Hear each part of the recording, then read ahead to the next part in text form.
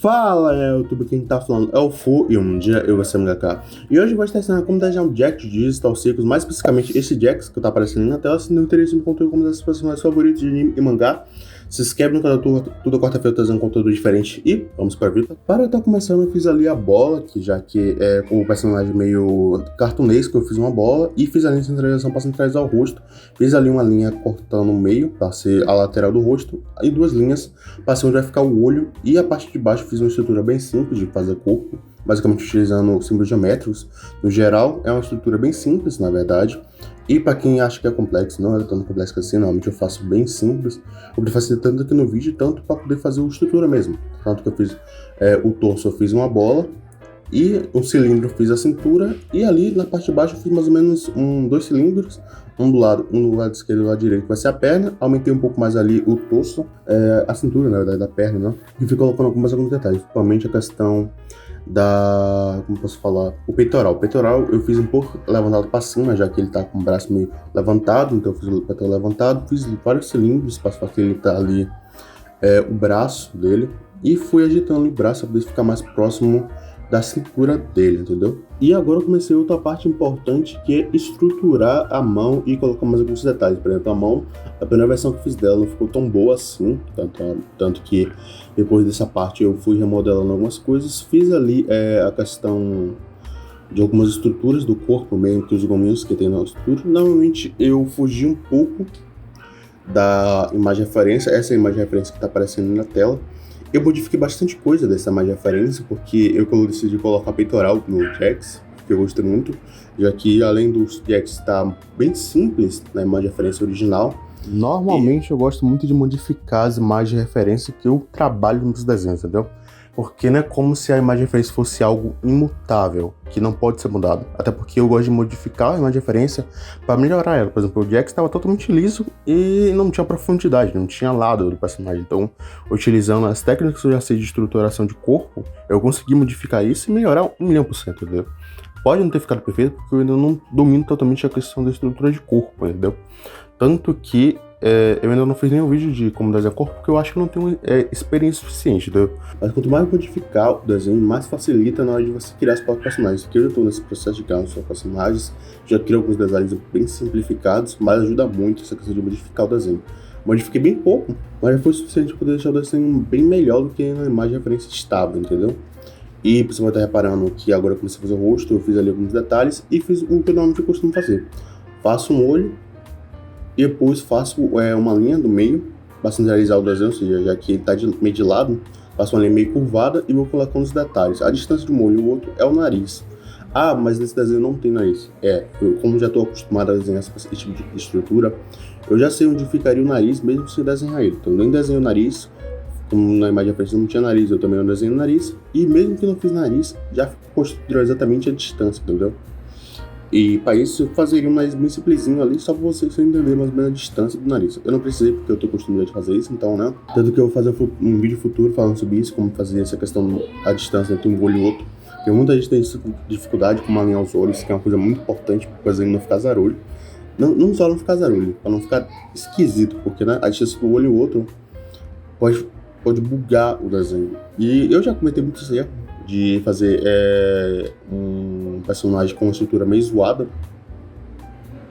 Mas o principal erro dos iniciantes é essa questão da distância de um olho e outro. É muito importante para poder fazer um casarolho esquisito. É porque tantos problemas que pode gerar quando o olho fica desalinhado, que é até difícil de dizer um específico, tá ligado?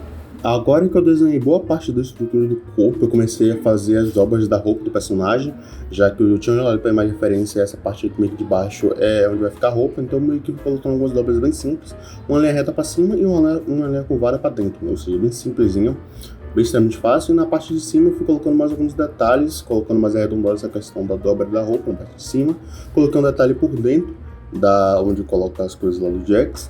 Coloquei mais alguns outros detalhes na roupa e comecei a fazer a linha arte. A linha arte, como eu sempre falo no desenho em si, é muito, mas muito importante vocês sempre fazerem o desenho em camadas separadas. Muito importante.